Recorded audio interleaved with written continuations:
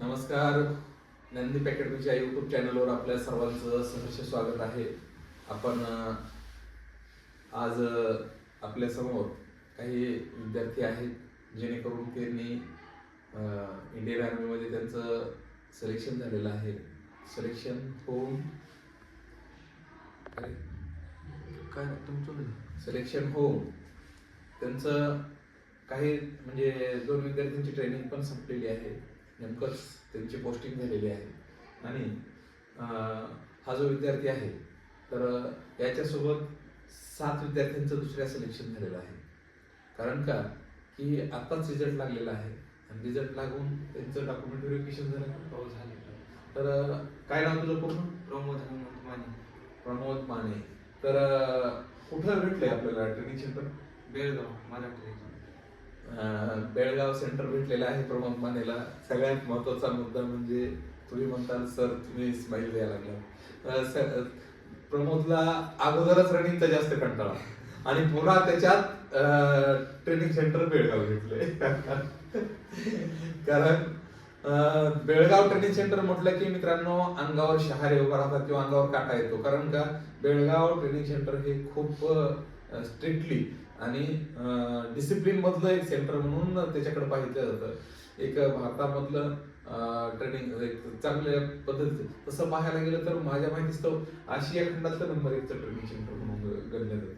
कारण काय दत्ता ढोरमारेची तिथंच म्हणजे ट्रेनिंग झालेली आहे आणि बेळगाव ट्रेनिंग सेंटरला अदर स्टेटचे विद्यार्थी तिथं तर ट्रेनिंगला येतातच, परंतु अदर कंट्रीजचे पण विद्यार्थी तिथं काही मुद्दाम बाहेरच्या देशातले काही विद्यार्थी बेळगाव सेंटरला ट्रेनिंगला असतात. कारण तिथलचा जो ट्रेनिंगचा माहोल तयार केलेला आहे, त्यांनी जी आजूबाजूचा परिसर तयार केलेला आहे, तिथं ट्रेनिंग देण्यासाठीच्या ज्या काही म्हणजे छोट्या छोट्या काही गोष्टी आहेत किंवा तिथलचं प्रत्येक इव्हेंट जो आहे तो एकदम अफलातून आहे. कारण का नंबर 1 ट्रेनिंग सेंटर आहे आणि तिथं सर्व सुविधांनी युक्त असं सेंटर म्हणून बेळगाव ट्रेनिंग सेंटरकडे बघितलं जातं. आता सर श्रीलंका आर्मी तिथेच होती.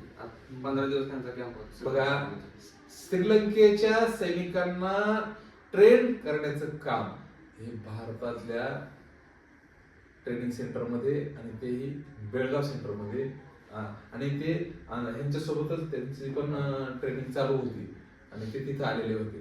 तर विद्यार्थी मित्रांनो एक सांगायचं म्हणजे गौरवाची बाब आहे की जेणेकरून आपल्यापासून हाकेच्या अंतरावरच हे ट्रेनिंग सेंटर आहे आणि अशा ठिकाणी आमच्या प्रमोद मानेचं ट्रेनिंग आता सुरू होणार आहे. जॉईनिंग डेट किती आहे आपली? 13 डिसेंबर रोजी प्रमोद माने जॉईन होतोय. एक खूप आनंदाचा क्षण आहे आणि सगळ्यात महत्वाची गोष्ट प्रथमतः आपण जाऊयात प्रमोद मानेच्या प्रवेशापासून ते सिलेक्शन पर्यंत त्याचे जे काय अनुभव असतील तर ते अनुभव आपण त्याच्या शब्दातूनच ऐकूया. मला इथे 2 वर्ष झालं ऍडमिशन घेऊन. त्यांच्याबरोबर मागच्या वर्षी होतं ग्राउंड फेल झालो. तर यावर्षी ग्राउंड ही पास झालो. फायनल मध्ये नाव आलं आणि 2023 मध्ये जिथं बघू लागलो माझा अनिकेत माने सोलापूर पोलीस. एक लक्षात घ्या, त्यांच्या कुटुंबामध्ये जी यशाची यशोगाथा आहे ती ज्ञानदीप मधूनच सुरू झाली. कारण का त्याचा मोठा भाऊ पण ह्या अकॅडमीचाच विद्यार्थी आहे आणि अनिकेत माने हा आमचा सर्वांनाच हवासा आणि आवडता विद्यार्थी. कारण का सगळ्यात महत्वाची गोष्ट म्हणजे बाहेर कुठं जरी मी चाललो तरी माझ्यासोबत असायचा त्याचा मोठा भाऊ. आणि त्याचं सोलापूर इथं महाराष्ट्र पोलीसमध्ये चालक या पदावर त्याचं 2023च्या भरतीमध्ये त्याचं सिलेक्शन झालं आणि तो आता सध्या कार्यरत सोलापूरला आहे. मग त्याच्याच पावलावर पाऊल ठेवून त्यानंच ठरवलं की दुसरीकडे वेळ घालवण्यात मजा नाही, दुसरीकडं टाइमपास करून बसू नको. तो मी आलोय आता तिथून, आता माझ्या जागेवर तो जा असं करून अनिकेतनं आणि त्याच्या वडिलांनी त्याला अकॅडमीत येण्यासाठी प्रोत्साहित केलं आणि आपला प्रवेश कधी झाला होता? 23 मध्ये त्याला 2-3 महिने झाले त्याला लागून. तेव्हा कधीच- म्हणजे साधारण 2023च्या एंडिंगच्या आसपास त्याचा प्रवेश झाला होता आणि त्यावेळेसपासून आतापर्यंत त्याने इथं प्रशिक्षण घेतलं आणि त्या प्रशिक्षणामधून फायनली तो एक म्हणजे फौजी झाला.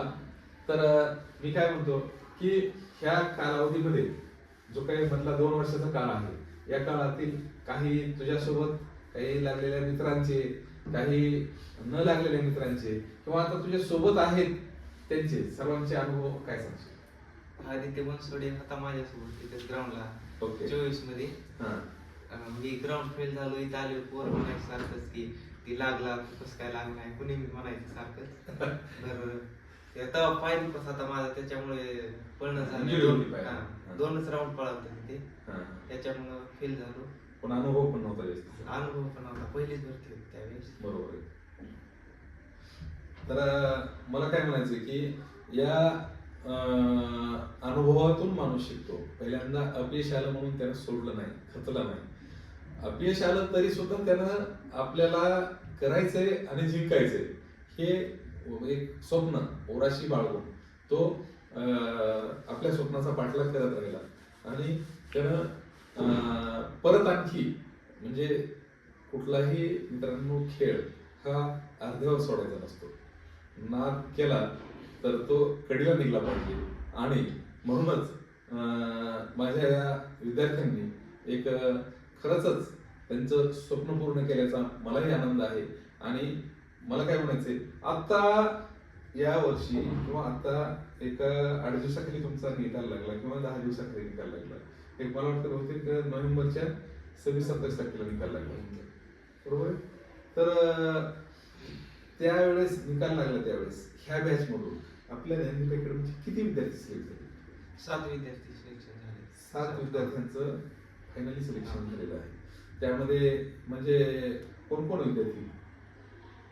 प्रमोद लांब, प्रमोद लाल, बालाजी केंद्रे, बालाजी मंगेश केंद्रे, माळी, मंगेश माळी, वाघमारे एक आहे, सुदर्शन वाघ, सुदर्शन वाघमारे, गंगाधर लांब. गंगाधर लाल. तर हे बघा, सगळ्यात महत्वाचं म्हणजे या अकॅडमीतून 7 विद्यार्थी सिलेक्ट झालेले आहेत.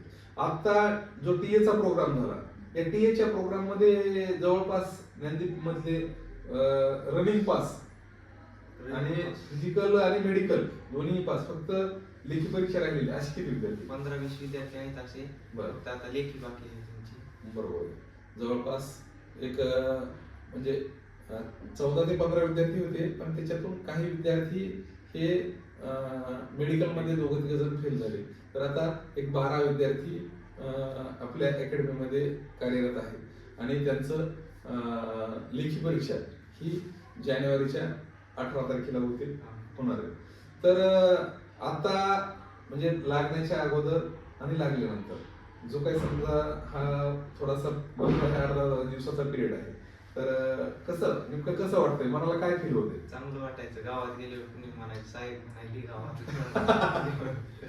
बघा, कारण लक्षात घ्या की जो अगोदर प्रमोद होता त्याच प्रमोदचा अवघ्या काही दिवसात साहेब बनला. कारण का मित्रांनो, हेच तर सगळ्यात महत्वाची गोष्ट आहे. कारण मान सन्मान भेटण्यासाठी आपल्याला आणि सगळ्यात महत्वाची गोष्ट तुम्हाला एक सांगू का, याच्यामध्ये मुलांपेक्षाही जास्त पालकांना सन्मान जास्त मिळतो. कारण का, एक विचार करा, तुम्ही स्वतःच्या मनाला विचारा की आज काय वाटत असेल त्या बापाला. एक मुलगा राज्याच्या ठिकाणी आहे, म्हणजे महाराष्ट्र पोलीसमध्ये आहे, आणि एक मुलगा केंद्र शासनाच्या सेवेत या धरती मातेच्या रक्षणासाठी उद्या 13 तारखेला रुजू होत आहे. मित्रांनो, सगळ्यात महत्वाची गोष्ट अशी आहे की आज साहेबाला एवढा आनंद होत असेल तर साहेबाच्या बापाला किती आनंद होत असेल. एक खरंच एक कौतुकास्पद बाब आहे की कुठेही 2 मासात 4 मासात जर वावरताना चालताना एक आपल्या बापाची आपल्यामुळं दोन्हींचं छाती फुगळावी आणि दोन्हींची छाती फुगवून त्यांनी वडिलांनी सांगावं, माझे दोन्ही मुलं सेवेत आहेत किंवा माझा मुलगा आज लागला आहे, माझ्या मुलाचा सन्मान होत आहे. सगळ्यात महत्वाचं ह्याच गोष्टी असतात. त्यासाठी मला एकच सांगायचं विद्यार्थी मित्रांनो, आपल्या कर्तव्यामुळं, आपल्या कर्मामुळं आपल्या बापाची मान खाली झुकणार नाही, आपल्या बापाला आपल्यामुळं कुठंतरी मान खाली घालावं लागणार नाही, असं वागा. परमेश्वर तुम्हाला काहीच कमी करणार नाही. कारण का आपल्यामुळं आपलं नाव घेताना प्रत्येकानं आदराने घ्यावं आणि प्रत्येक बापाला आपल्या लेकराचा सन्मान व्हावा, असंच काहीतरी करा. तर सगळ्यात महत्त्वाचा मुद्दा एक आहे की आपला प्रमोद माने आता जॉईनिंगला जात आहे आणि त्याच्या जॉईनिंगसाठी किंवा त्याच्या भवितव्यासाठी त्याला आपल्या ज्ञानदीप अकॅडमीच्या परिवाराकडून व वैयक्तिक माझ्याकडून खूप खूप शुभेच्छा. या दोन्ही फौजींना त्यांना पण अभिनंदन. प्रमोद, तुला येणाऱ्या तुझ्या आव्हानांसाठी खूप खूप शुभेच्छा, तुमचं पण अभिनंदन. आणि तुम्ही वेळातून वेळ काढून आज इथं ज्ञानदीप अकॅडमीला आलात, परत सगळ्या विद्यार्थ्यांना भेटलात, तुमच्याकडे बघून आणखी विद्यार्थ्यांना त्यांच्या होप्स, इच्छा, आशा, अपेक्षा, त्यांच्या स्वप्नांना बळ देण्याचं काम केलं, त्याबद्दल तुमचेही धन्यवाद. असंच येत राहा, अधूनमधून भेटत राहा.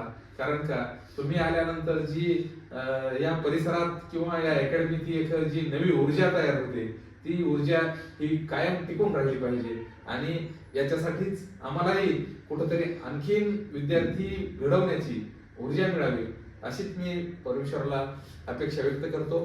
आणि सर्वांना परत एकदा सांगतो की तुम्ही घरून जरी तयारी करत असताल, स्वतः जरी तयारी करत असताल, तरी पण अधूनमधून काही तुम्हाला जर आमच्याकडून माहिती हवी असेल, तरी ज्ञानदीप अकॅडमीची टीम तुमच्यासाठी सदैव तत्पर राहील, तुम्हाला पाहिजे तिथं गायडन्स करत राहील. परंतु तुम्ही तुमचं स्वप्न साकार करून देश सेवेमध्ये लवकरात लवकर रुजू व्हावेत, एवढीच ईश्वरचरणी प्रार्थना करतो. जय हिंद, जय महाराष्ट्र.